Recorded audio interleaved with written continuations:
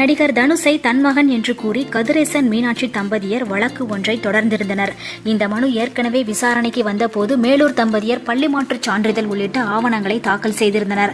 இதை விசாரித்த நீதிபதி பள்ளிமாற்றுச் சான்றில் குறிப்பிட்டுள்ள மச்சம் உள்ளிட்ட அங்க அடையாளங்கள் நடிகர் தனுஷின் உடலில் உள்ளதா என்பதை கண்டறிந்து அது தொடர்பாக தனுஷ் தரப்பு வழக்கறிஞர் அறிக்கை தாக்கல் செய்ய உத்தரவிட்டிருந்தார்.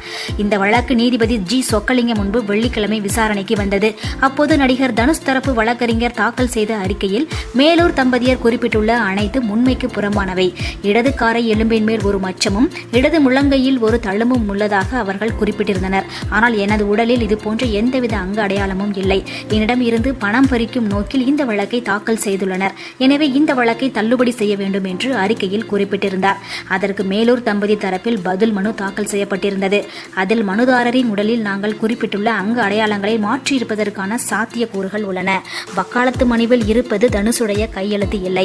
மேலும் தனுஷ் சார்பில் தாக்கல் செய்யப்பட்ட பிறப்புச் சான்று 1993 தான் பெறப்பட்டுள்ளது. அதாவது தனுஷ் பிறந்து 10 ஆண்டுகளுக்கு பிறகுதான் பெறப்பட்டுள்ளது. அது மட்டுமின்றி தனது மனுவில் தனது தந்தை கிருஷ்ணமூர்த்தி அவரது பெயரை கஸ்தூரி ராஜா என்று 2015 மாற்றியதாகவும் வெங்கடேஷ் பிரபு என்ற தனது இயற்பெயரை 2003 தனுஷ் என்று மாற்றியதாகவும் குறிப்பிட்டுள்ளார்.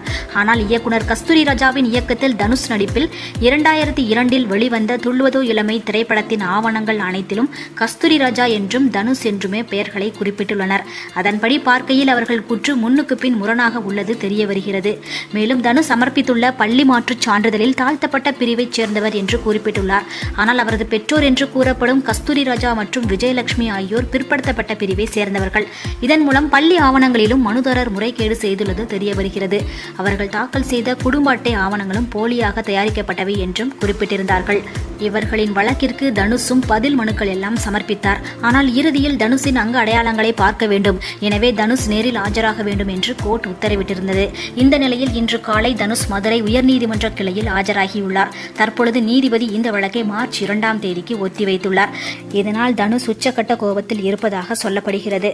மேலும் இதேபோல் செய்திகளை உடனுக்குடன் தெரிந்து கொள்ள தமிழ் சினி சிப்ஸ் சேனலை சப்ஸ்கிரைப் செய்யுங்கள். நன்றி.